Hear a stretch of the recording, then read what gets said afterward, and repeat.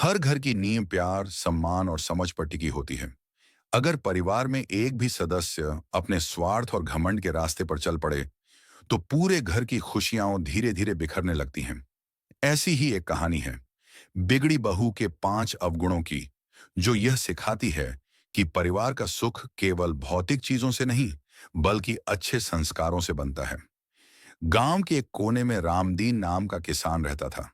उसकी पत्नी सरस्वती बहुत ही संस्कारी और मेहनती थी। उनके 2 बेटे थे, मोहन और सोहन। बड़ा बेटा मोहन शहर में नौकरी करता था और छोटा बेटा सोहन गांव में ही खेती बाड़ी संभालता था। समय बीतते बीतते जब मोहन की शादी हुई, तो परिवार ने बहुत खुशियां मनाई। मोहन की पत्नी रानी देखने में सुंदर थी, लेकिन उसके स्वभाव में अहंकार और दिखावे की झलक थी। शहर में पली बढ़ी रानी को गांव का सादा जीवन पसंद नहीं था। पहला अवगुण, घमंड। शादी के बाद जैसे ही रानी घर आई, उसने अपने कपड़े, बोली और चाल ढाल से साफ कर दिया कि उसे गांव वालों की आदतें पसंद नहीं। वह हर छोटी बात पर कहती, ये कैसी जगह है, यहां तो सब पुराने तरीके के लोग हैं। मैं शहर की लड़की हूं, मुझे ये सब नहीं झंझता। उसके इस घमंडी व्यवहार से सास ससुर को बहुत दुख होता था, लेकिन वे सोचते थे कि नई बहू है, धीरे धीरे सब सीख जाएगी। पर रानी का घमंड हर दिन बढ़ता गया। वह खुद काम नहीं करती, बल्कि नौकरों से करवाती और दूसरों की गलती निकालती रहती। घर का वातावरण धीरे धीरे तनावपूर्ण होने लगा। दूसरा अवगुण, कटु वचन, कड़वी जुबान। रानी को दूसरों से प्यार से बात करना नहीं आता था। वह हर किसी से ऊंची आवाज में बोलती। एक दिन सास सरस्वती ने उसे कहा, बिटिया, जरा दाल में नमक डाल देना। रानी बोली, माँ जी, आप भी तो कुछ काम कर लिया करें, सारा दिन बस आदेश ही देती रहती हैं। उसकी ये बात सास के दिल में तीर की तरह लगी, लेकिन उन्होंने कुछ नहीं कहा। धीरे धीरे पूरा परिवार उसके कटु वचनों से परेशान हो गया। घर में पहले जो हंसी खुशी रहती थी, वो अब कम होने लगी। तीसरा अवगुण, लालच। रानी को धन का बहुत मोह था। वह पति के पैसे छिपा छिपा कर रखती और मायके भेज देती।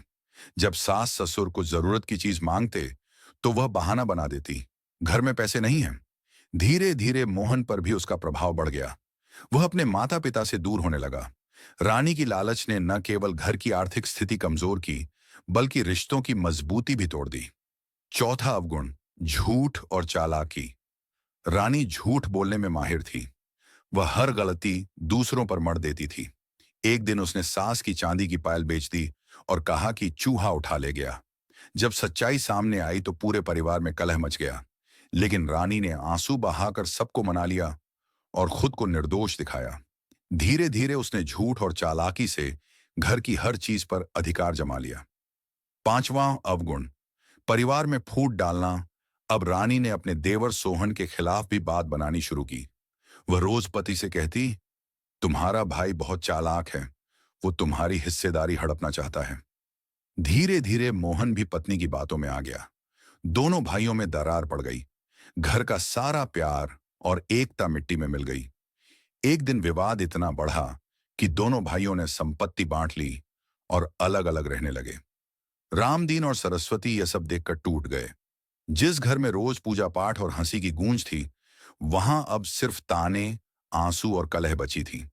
कुछ महीनों बाद रानी के व्यवहार से मोहन भी परेशान हो गया।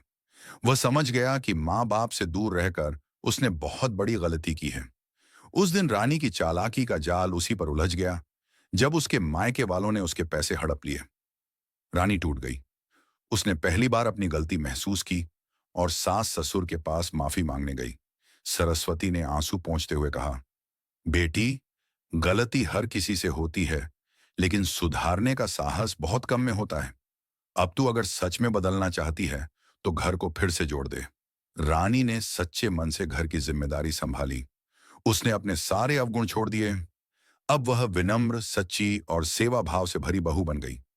धीरे धीरे परिवार फिर से खुशहाल हो गया। एक बहू के 5 अवगुण, एक घमंड, 2 कटु वचन, 3 लालच, 4 झूठ और चालाकी, 5 फुट डालना, ये पांचों ऐसे जड़ हैं जो किसी भी परिवार की नींव हिला देते हैं। लेकिन यदि इन्हें छोड़ दिया जाए और प्रेम, सम्मान, सच्चाई, सेवा और एकता को अपनाया जाए, तो कोई भी घर स्वर्ग बन सकता है।